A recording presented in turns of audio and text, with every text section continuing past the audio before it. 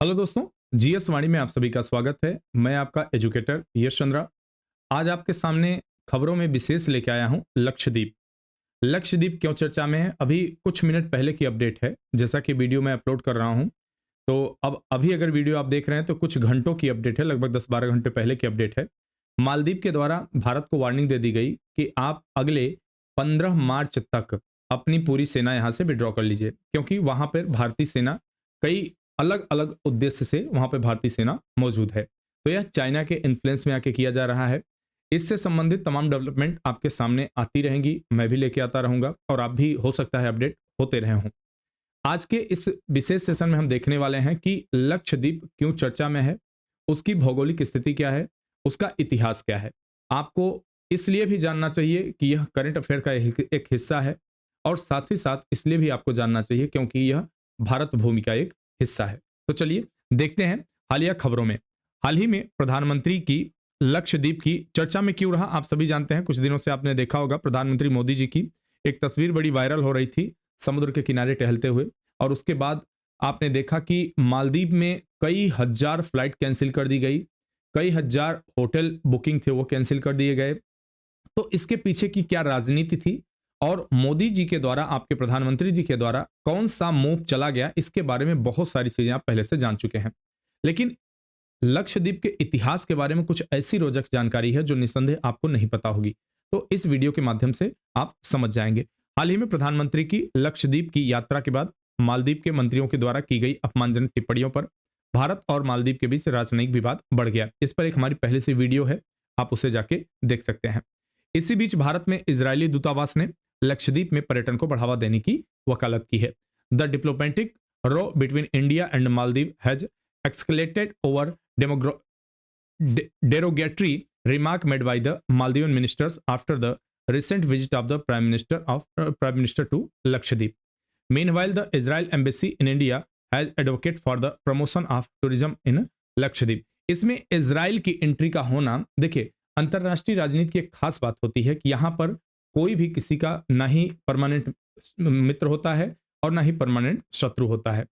यहां पर अपने व्यक्तिगत हित, अपने पर्सनल इंटरेस्ट, यहां पे इकोनॉमिकल इंटरेस्ट, यहां पे देखा जाता है कि किसका हित किसके साथ सध रहा है, वह उसका मित्र बन जाता है। और अगर अपने व्यक्तिगत हित टकरा रहे हैं तो वह उस समय के लिए उनका शत्रु हो जाता है। भारत और लक्षद्वीप के बड़े ही पुराने गहरे संबंध रहे हैं। ना केवल आज के संदर्भ में देखें तो कई सदियों से भारत और लक्षद्वीप के अच्छे खासे, मालदीव के अच्छे खासे संबंध रहे हैं। लेकिन अभी आप देखें तो संबंधों में बड़ी तल्खी देखी जा रही है, और ऐसा लग रहा है कि पाकिस्तान से भी ज्यादा खतरनाक इस समय शत्रु हमारा मालदीव हो चुका है। इजराइल के संदर्भ में अगर देखें तो जब से 2014 से आपके प्रधानमंत्री एनडीए की सरकार बनी हुई है, तब से इजराइल के साथ संबंधों में बड़ी गहनता देखी जा रही है। लेकिन इससे पहले हम लोगों ने फलस्तीन और इजराइल के बीच में संबंधों को बड़ा संतुलन के दृष्टिकोण से बनाए रखा था। लेकिन अभी के लिए भारत का एक तरफा झुकाव इजराइल की तरफ है। अब जब अंतरराष्ट्रीय मंचों पर, अंतरराष्ट्रीय स्तर पर हमने इजराइल का समर्थन किया, तो बदले में इजराइल ने भी हमारा समर्थन यहां पे कर दिया। और तमाम मुद्दों पर इजराइल हमेशा हमारे साथ होता है। इजराइल ना केवल राजनीतिक मुद्दों पर हमारे साथ होता है, बल्कि अगर आप टेक्नोलॉजी के पर्पज से देखें, अगर आप देखें रक्षा के दृष्टिकोण से देखें, एग्रीकल्चर के दृष्टिकोण से देखें, तो भी इजराइल हमेशा भारत के साथ रहा है। लक्षद्वीप के बारे में अगर बात करें आरंभिक इतिहास की, लक्षद्वीप का प्रारंभिक इतिहास अलिखित है, यानी कि इसके विषय में कुछ खास चीजें जानकारी नहीं मिलती। क्यों? आइलैंड कंट्री था, कुछ बहुत सारे ऐसे आइलैंड थे जो बहुत बाद में खोजे गए, विभिन्न किंवदंतियों पर आधारित हैं, विभिन्न कहानियों पर आधारित हैं। स्थानीय परंपराओं से पता चलता है कि इसमें द्वीपों को केरल के अंतिम राजा चेरामन पेरुमल के काल में बसाया गया था, क्योंकि केरल से काफी करीब है और उस दौरान तमाम प्रकार के ऐसे समुद्री व्यापारी होते थे और कई सारे ऐसे जनजातियां होती थी जो केरल के साथ उनके अच्छे खासे संबंध थे। The earlier history of Lakshadweep is unwritten and based on the various legend. Local traditions suggest that the island were settled during the region of Cheraman Perumal, the last king of Kerala. यहां पे आप देख सकते हैं यह भारत की मुख्य भूमि है, आप इसे देख पा रहे हैं, यह भारत की मुख्य भूमि हुई। और यहां से आप देखिए एरो के माध्यम से यहां दर्शाया गया है, यह विभिन्न छोटे छोटे, एक तरह से आर्कियोपेलिगो होता है। आर्कियोपेलिगो क्या होते हैं? छोटे छोटे आइलैंड के समूह होते हैं, उन्हें आर्कियोपेलिगो कहा जाता है या द्वीप समूह कहा जाता है। ठीक है, तो यह हमारे अरेबियन सी में, आप यहां देख रहे हैं भारत के पश्चिमी हिस्से में अरेबियन सी है, जबकि पूर्वी हिस्से में आपके बंगाल की खाड़ी आता है। तो अरब सागर में ही ये छोटे छोटे द्वीपों से मिला हुआ, इसमें कई सारे ऐसे द्वीप हैं जो वीरान हैं और कई सारे ऐसे द्वीप हैं जिन पे लोग बसे हुए हैं। तो यहाँ पे आप उसकी लोकेशन देख सकते हैं। हालांकि कवरत्ती और मिनिकॉय यही ज्यादातर चर्चा में रहते हैं। इस्लाम का आगमन, यहाँ की जो आप देखेंगे, अगर डेमोग्राफिक कंडीशन देखेंगे, डेमोग्राफिक, तो ज्यादातर यहाँ पे जो प्रैक्टिस करने वाला रिलीजन है वह इस्लाम है। लक्षद्वीप में इस्लाम का आगमन 7वीं शताब्दी में 41 हिजरी संवत के आसपास हुआ। ऐसा माना जाता है कि जिद्दा से सुदूर स्थानों की यात्रा के दौरान एक जहाज दुर्घटना के बाद सेंट अब्दुल्लाह अमीनी द्वीप पर फंसे हुए थे। अमीनी द्वीप अभी आपने यहाँ पीछे देखा होगा। यहाँ पे ये जो द्वीप हैं, इन्हीं में से छोटे छोटे कई आइलैंड में से एक है यहाँ अमीनी द्वीप।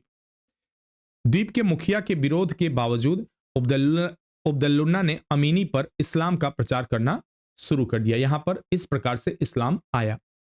इस्लाम arrived the Lakshadweep around 48 Hijri in the 7th century. It is believed that Saint Ubaidullah was stranded on Amini Island after a ship crashed while traveling from Jeddah to a distant place. Despite opposition from the head of the island, Ubaidullah started preaching Islam on Amini. यानी कि यहाँ पे उन्होंने इसकी practice प्रारंभ कर दी और प्रचार प्रसार प्रारंभ कर दिया। अब एक और यहाँ पे आते हैं पुर्तगीज। पुर्तगीज, जैसा कि आप जानते हैं कि गोवा पे आए प्रारंभिक समय में सबसे पहले पुर्तगीज ही आए थे, भारत में भी, और उसके बाद धीरे धीरे इन लोगों ने अलग अलग स्थानों पर फैक्ट्री बनाना शुरू कर दिया, अलग अलग स्थानों पर इन्होंने कब्जा प्रारंभ कर दिया। 16वीं शताब्दी में पुर्तगाली भारत पहुंचे क्योंकि इनके पास नेवल पावर थी, ठीक है, नौसैनिक शक्ति थी, जिसकी वजह से आइलैंड जैसे कंट्री पर शरण लेना या उसका जहाज की मरम्मत करना, विश्राम करने के लिए ऐसे लोग इस्तेमाल करते थे, जिसमें लक्षद्वीप समुद्री यात्रियों के लिए महत्वपूर्ण हो गया। तो यात्री क्या करते थे, कभी कभी छोटे मोटे आइलैंड होते थे, तो वहां पे विश्राम करने के लिए, जहाज की मरम्मत करने या बीमार हो गए तो थोड़े समय के रोकने के लिए प्रयोग किया जाता था। The Portuguese arrive in India the 16th century making Lakshadweep important for seafarers. ठीक है, बाकी डिटेल आप यहां देख सकते हैं। इस इमेज में आप, अगर इसे हो सकता है क्लियर दिख रहा हो, इस इमेज में बहुत ही अच्छे तरीके से अफ्रीका से भारत और विभिन्न आइलैंड के बारे में एक अच्छा खासा संबंध दिखाने का प्रयास किया जा रहा है। संप्रभुता परिवर्तन, यानी कि कब यह किसके अधिकार क्षेत्र में आया। द्वीपों के इस्लाम में रूपांतरण के बावजूद संप्रभुता शुरू में चिरक्कल के हिंदू राजा के पास रही। यहां इसके बावजूद इस्लाम धर्म था, लेकिन बाद में 16वीं शताब्दी के मध्य में कन्नानौर के अरक्कल के मुस्लिम घरानों ने द्वीप पर अपना नियंत्रण कर लिया। Despite the island conversation, Islam sovereignty initially remained with the Hindu king of Chikkaral. However, later in the mid 16th century, the Muslim house of Arakkal of Kannauр took control the Iceland. तो यहां पर यह control किया गया। हालांकि यह Iceland के बजाय इसे आईलैंड पढ़ेंगे, क्योंकि इसमें जो एस होता है वह क्या होता है, साइलेंट होता है, तो इसे आइलैंड कहेंगे। टीपू सुल्तान और ब्रिटिश शासन। टीपू सुल्तान साउथ में एक अच्छी खासी 18वीं और 19वीं शताब्दी में एक अच्छी खासी पावर के रूप में वहां मौजूद थे 17वीं और 18वीं शताब्दी में, और उसके दौरान ब्रिटिश सरकार भी अपने चरम पे थी।